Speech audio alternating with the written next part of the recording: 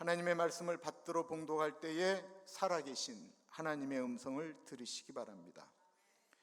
예수께서 거기서 나가사 두로와 시돈 지방으로 들어가시니 가나안 여자 하나가 그 지경에서 나와서 소리질러 이르되 주 다윗의 자손이여 나를 불쌍히 여기소서.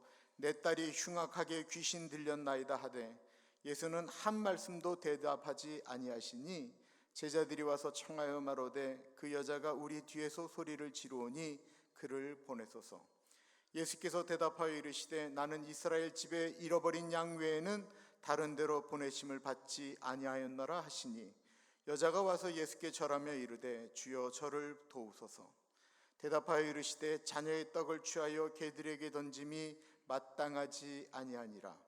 여자가 이르되 주여 올소이다마는 개들도 제 주인의 상에서 떨어지는 부스러기를 먹나이다 하니 이에 예수께서 대답하여 이르시되 여자여 내 믿음이 크도다. 내 소원대로 되리라 하시니 그때로부터 그의 딸이 나으니라.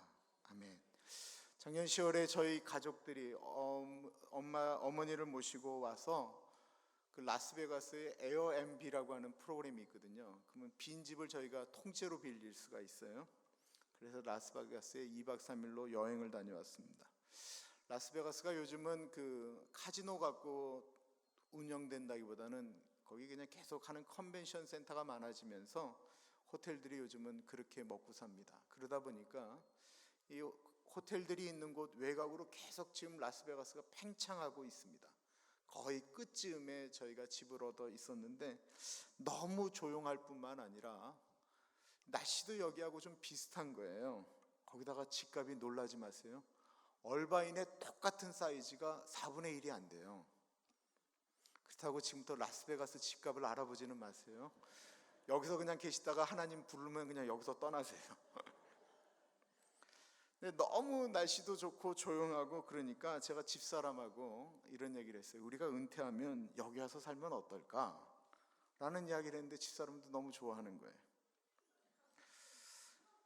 그래서 그 집에 돌아와서 애들을 불러다 놓고 얘기를 했습니다. 우리가 은퇴한 다음에는 한 그쯤에 가서 살려고 한다. 그랬더니만 딸아이가 너무나도 감동스럽게도 막 결사적으로 반대를 하는 거예요. 그 멀리서 살면 어떻게 하느냐라는 거예요. 그래서 내가 너무 감동을 해서 괜찮아 얘야, 비행기 타고 오면 1시간도 안 걸려 그랬거든요. 그랬더니 이 딸이 내뜸한다는 말이 그럼 우리 아이는 누가 키워? 라고 말하는 거예요. 이 녀석은 지금까지 한 번도 연애를 해본 적이 없어요. 결혼하려면 아직 멀었어요. 그런데 이 녀석의 머릿속에 그 생각이 들어가 있었다라는 거예요. 그 한마디에 우리가 라스베가스에 사는 일은 없었던 걸로 돼버렸어요. 나는 마음을 바꾸고 싶은 마음이 없는데 우리 집사람이 마음을 바꿔버린 거예요. 그 한마디에 마음을 바꿨어요. 그래도 옛날에 그 장안동 총구석에는 그래도 좀 똑똑하고 괜찮다라는 여자였어요. 그런데 언제부터인가 좀 모자란 여자가 되기 시작했습니다. 왜 그럴까요? 엄마이기 때문에 그래요. 엄마이기 때문에. 엄마는 다 그렇습니다. 엄마는 자식 때문에 다 바보가 되고 자식을 위해서라면 무릎 꿇고 비는 일도 능히 감당할 수가 있습니다. 예수님 당시에도 그랬습니다. 예수님 당시에 이스라엘 사람들과 이방 사람들은 서로 원수처럼 살았습니다. 그러나 그 시대를 사는 엄마들은 다 똑같았습니다. 예전에는 이스라엘이 가나안 민족들을 무시하고 그랬는데 알렉산더 대왕 때부터 헬라의 문화, 오늘날로 말하면 그리스 문화가 세계 문화를 정복하기 시작하면서 나중에는 로마가 이스라엘을 정복한 연후부터는 가나안 사람들도 이스라엘을 무시하기 시작했고 특별히 그리스 헬라 문화권에 있는 사람들은 이스라엘을 무시하기 시작했습니다. 그렇게 상종하지 않는 지방 중에 하나가 두로와 시돈이라고 하는 지방입니다. 거기에 유스타라고 하는 여인이 살았습니다. 이 여인은 민족적 자존감이 엄청나게 높은 여자였습니다. 마태는 이 여인을 그냥 가나안 여인이라고 이야기했지만 마가복음에 보면 정확하게 헬라인이라고 이야기합니다. 그리스 여자였다라는 것입니다. 이 여인은, 이 유스타는 당시 세계의 문명을 이끌고 가는 헬라 여자였습니다. 로마마저도 그리스의 문화를 받아들일 정도로 그리스인의 자부심은 대단하였습니다. 그러므로 이 유스타라고 하는 여인은 두로와 시돈, 가나안 지방에 살지만 가나안 여자들과 어울리지 않았습니다. 왜냐하면 레벨이 다르다라고 생각했기 때문에 그렇습니다. 처음에는 두로와 시돈 여자들이 그래도 그 문명이 있는 그리스에서 여자가 오니까 서로 인사도 하고 친하게 지내려고 하는데 이 여자가 인사를 안 받는 거예요. 한참이 지난 다음에 이 두로와 시돈의 가나안 여자들이 이 여자를 가리켜 뭐라고 했을까요? 재수없다라고 그러죠. 얼굴을 보면 도도한 척, 본인은 뭐 아무 문제가 없는 척, 깨끗한 척, 너희와 다른 척 걸어가는 것입니다. 그럼에도 불구하고 이 가나안 여인들의 마음 가운데는 이 유스타 여인에 대한 부러움 같은 것이 있었습니다. 저 여자는 도대체 뭐를 잘했기 때문에 저렇게 살까? 그러던 어느 날 우물가에 두로와 시돈 여인들이 물을 길러 와서 물도 길고 빨래도 하는데 이 유스타라고 하는 여인도 우물물에 물을 기르러 왔습니다. 저 멀찍이 떨어져 그 여인 혼자 앉아 있습니다. 여자들이 모이면 뭐 합니까? 뭐 여러 가지 얘기하잖아요. 텔레비에서 봤던 얘기, 드라마 얘기, 남편 얘기 뭐 다 얘기하는데 어떤 여인이 갑자기 이상한 얘기를 꺼내기 시작했습니다. 요즘 글쎄 그 이스라엘에 예수라고 하는 사람이 나타났는데 그 사람이 뭐 자기를 가리켜 하나님의 아들이라고 이야기하는데, 그러자 어떤 여자들이 묻습니다. 그 남자가 왕족이야? 아니 목수의 아들이래. 아이고 목수의 아들이 출세했네. 그럼 예루살렘 출신이래? 아니 이름 없는 그 우리도 무시하는 나사렛 출신이래. 뭐 나사렛? 아니 그렇게 못 살고 범죄율 가장 높은 도시? 그러게 말이야. 아니 그런데 그 사람이 어떻게 인기를 그렇게 끌어? 인기 끄는 이유가 도대체 뭐야? 무슨 말인지 그 예수를 만나면 모든 병자들이 낫다라는 이야기가 있어. 심지어는 죽은 사람, 날 때부터 귀먹고 눈먼 사람들, 그리고 더 놀라운 건 귀신 들린 사람도 귀신이 쫓겨나간대. 그러자 그 여인들과 한마디도 이야기를 하지 않았던 이 레비카가 너무 놀라며 사람들에게 말을 겁니다. 뭐라고요? 귀신 들린 사람을 고쳤다고요? 그 사람 이름이 뭐라고요? 동네 아줌마들이 갑자기 이 여자가 미쳤나 라고 생각을 했습니다. 이 여인이 한 번도 이 여자들은 나하고 레벨이 달라 라고 하면서 말을 걸지 않았던 이 여인이 왜 그 여인들에게 말을 걸었을까요? 엄마이기 때문에 그렇습니다. 그녀는 다른 사람들에게 말하지 못했지만 가끔씩 소리 지르고 발작을 일으키는 귀신 들린 딸을 둔 엄마였기 때문에 그렇습니다. 이 유스타는 마음속에 예수라고 하는 사람의 이름을 외워두기 시작했습니다. 그러던 어느 날 자신들이 살고 있는 두로와 시돈에 그 예수가 온다라는 말을 듣습니다. 그 말을 듣자마자 이 유스타는 한 걸음으로 예수에게 달려가기 시작하였습니다.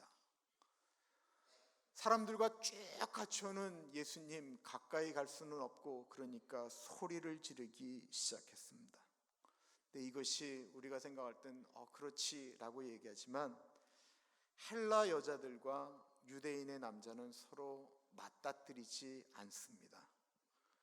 서로 오다가 비껴나가 봐야 되면 여자는 멀리 가고 남자도 멀리 가면서 서로 상종을 하지 않습니다. 문화적으로 유대인과 헬라인이 만나서 뭐 결혼한다 이것도 다 있을 수가 없는 얘기입니다. 우리 성경에는 번역하지 않았지만 원어 성경 그리고 영어 성경에 보면 정확하게 22절 맨 앞에는 보라라고 하는 감탄사가 들어갑니다. 이 여자가 예수님 앞에 나타났다라고 하는 사실이 너무나도 충격적인 것이기 때문에 보라라고 이야기합니다. 보라, 가나안 여자가 예수님 앞에 나타났다라고 말입니다. 무엇이 이 여인으로 하여금 사회적인 관습을 깨고 예수님에게 나오게 하였을까요?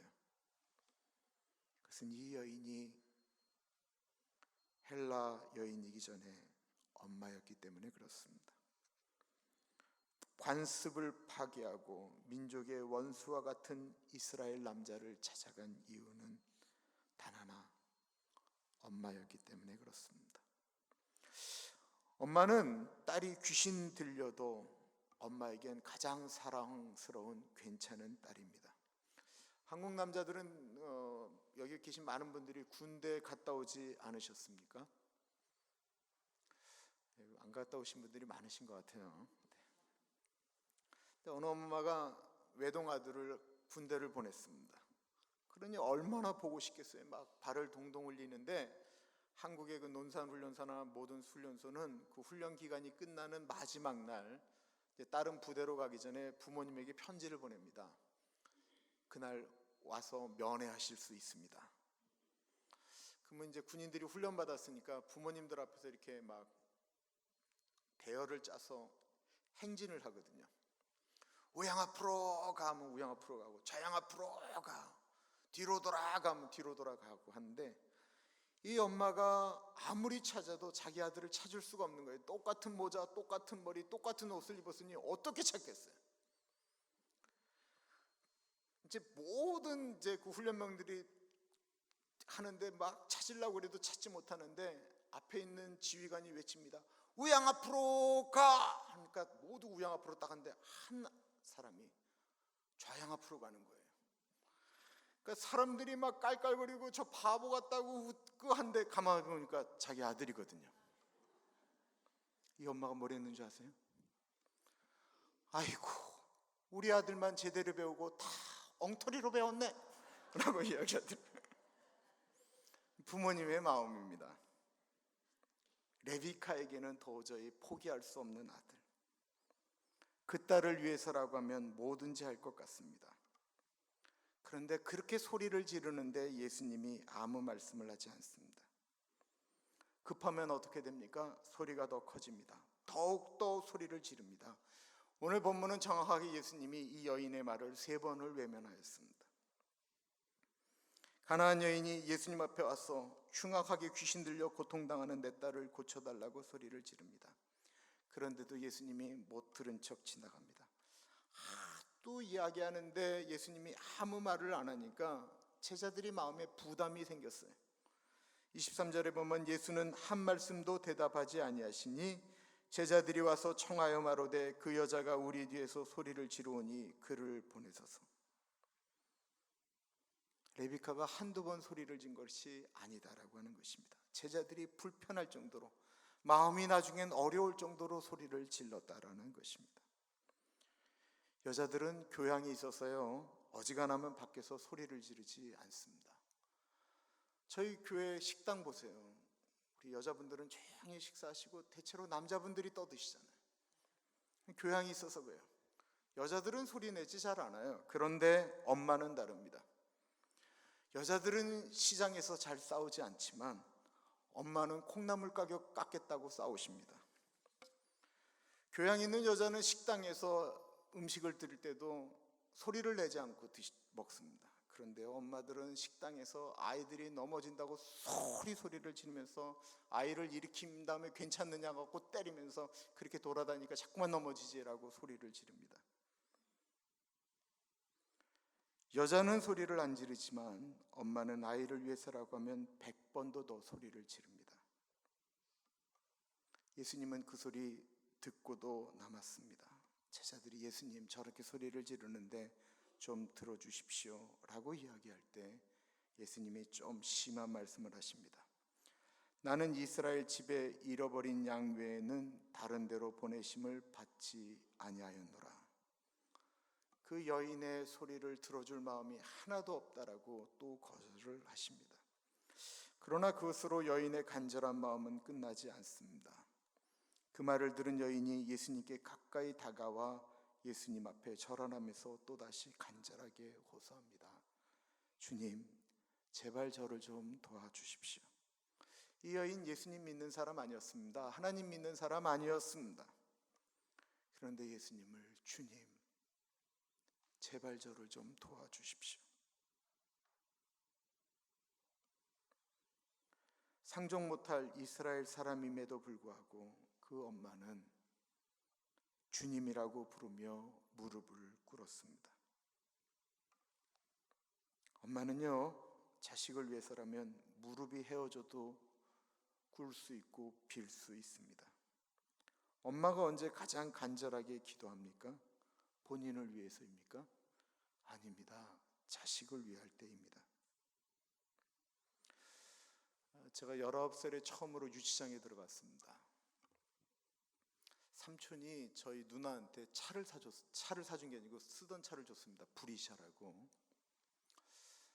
제가 19살 되던 때에 그 책을 보니까 운전을 할 수 있을 것 같아요. 이 자동차 교본을 보니까. 그리고 제가 시동을 걸고 차를 몰고 바깥으로 나갔습니다. 동네 한 바퀴 도는데 이발소 간판을 제가 들이받은 거예요. 신고 정신이 뛰어난 어떤 분이 금방 연락을 해서 제가 경찰서에 끌려가게 되었습니다. 끌려가면서도 나는 이제 죽었다. 이거 우리 엄마가 알면 나는 진짜 이제는 사망이다 라고 생각을 했습니다. 근데 그 모습을 본 동네 어른이 또 저희 어머니한테 연락을 했습니다. 저희 어머니는요, 제가 졸업할 때까지 한 번도 졸업시장에 나타나지 않은 독종 중에 독종이십니다. 절대로 경찰관한테 돈을 주면서 내 아들 좀 빼달라고 말씀하실 분도 아니십니다. 아마 저 녀석 정신 좀 차리게 콩밥 먹이라고 이야기할 가능성이 대단히 높은 분입니다. 저는 그렇게 우리 엄마를 몰랐습니다. 그날 저희 엄마는 그 자존심 강한 이부거른이 그 젊은 경찰관 앞에서 손이 발이 되도록 빌고 또 빌었습니다. 그런데도 이 무면허가 얼마나 무서운 거예요. 형사 입건이거든요. 안 된다고 이야기하니까 우리 엄마가 놀랍게도 거짓말을 하는 것입니다. 사실은 얘 삼촌이 시경에 근무합니다. 내가 부끄러워서 말하지 않으려고 했는데 지금 제가 전화 한 통 쓰겠습니다. 제가 너무 놀라서 말할 뻔했어요. 우리 집에 그런 분이 계셔? 그리고는 우리 어머니가 천연덕스럽게 그 경찰관 전화기를 딱 트니까 이 경찰관들은 가장 중요하게 여기는 게 경찰 가족이거든요. 그리고 경찰관들은 우리는 식구라고 얘기를 해요. 딱 잡더니만 가족끼리인데 봐드려야죠. 그리고는 저를 풀어줬어요. 그리고 바꾸까지 배웅했어요. 왜냐하면 여기는 경찰서고 시경은 가장 높은 곳 아니에요. 거기 있는 분이라니까 굉장히 높다라고 생각한 거예요. 그때 우리 엄마의 직업이 뭔지 아세요? 목사 사모예요. 그런데 거짓말을 하는 것입니다. 그 뒷감당을 만약에 그거 전화 걸라고 하면 어떻게 할 뻔했어요. 엄마에게 그런 건데 거짓말 나쁜 것입니다. 만약에 거짓말인 것이 탄로난다고 한다면 그거 참 어려운 일입니다. 그런데 우리 엄마의 그날 모습을 보면 거짓말 탄로나면 또 온갖 방법을 다 동원해서라도 저를 빼낼 것 같아요.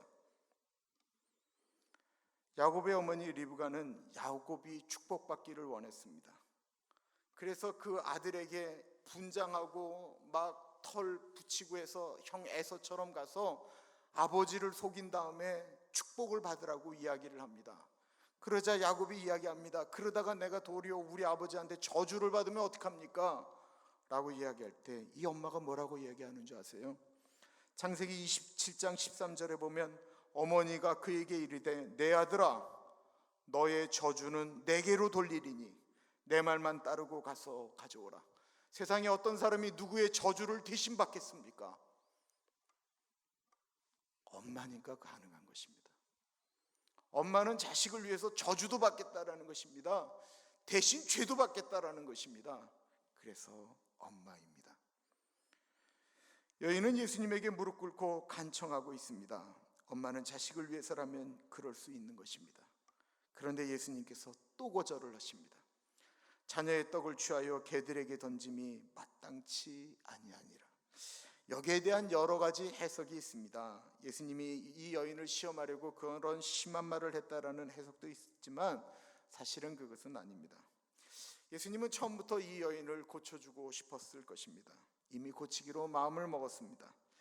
여기에서 이 개들에게 던지는 이 개라고 하는 것은 당시 돌아다니던 들개나 뭐 늑대나 이런 개를 이야기하는 것이 아니고요, 집에서 키우는 조그만 강아지를 이야기하는 것이었습니다. 그러니까 강아지, 그 강아지는 주인이 밥을 먹이잖아요. 여인이 예수님이 썼던 그 개라고 하는 단어, 그 강아지라고 하는 단어를 받은 것입니다. 그래서 이렇게 얘기합니다. 주님 옳습니다. 제가 개라고 하신다면 저는 개가 되겠습니다. 그런데 개들도 주인의 상에서 떨어지는 부스러기를 먹지 않습니까? 부스러기라도 좋으니 저에게 그 부스러기를 좀 나누어 주십시오.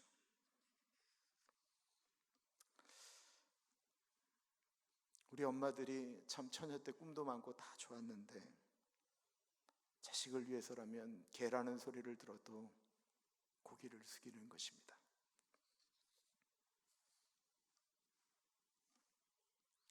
여자라면 가만히 있지 않았을 텐데 엄마이기 때문에 듣는 것입니다.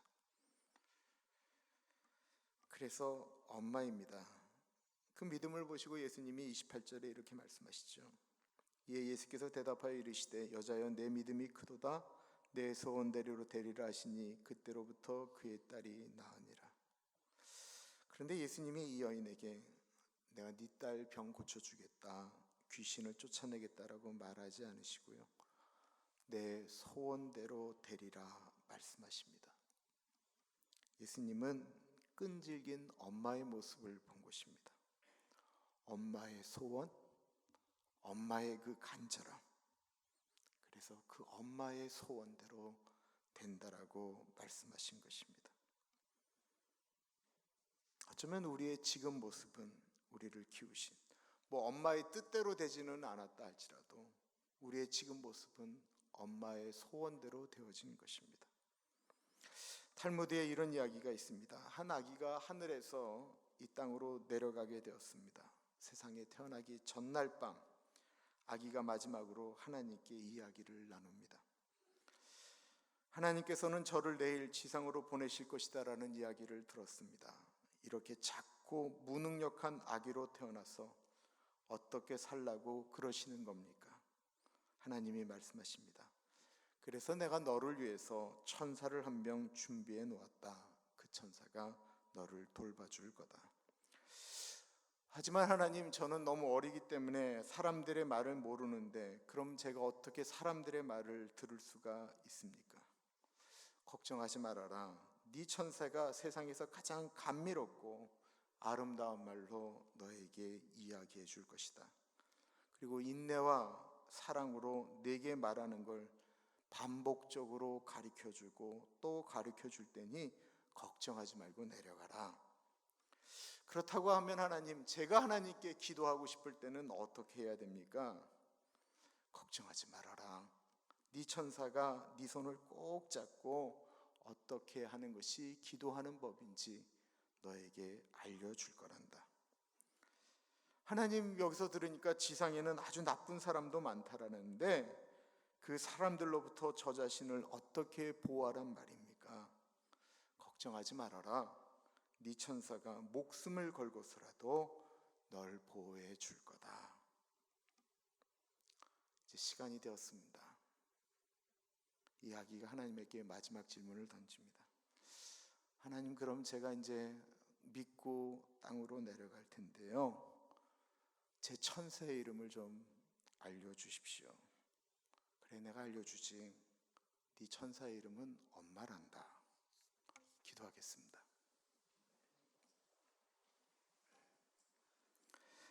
참으로 존귀하신 하나님 아버지,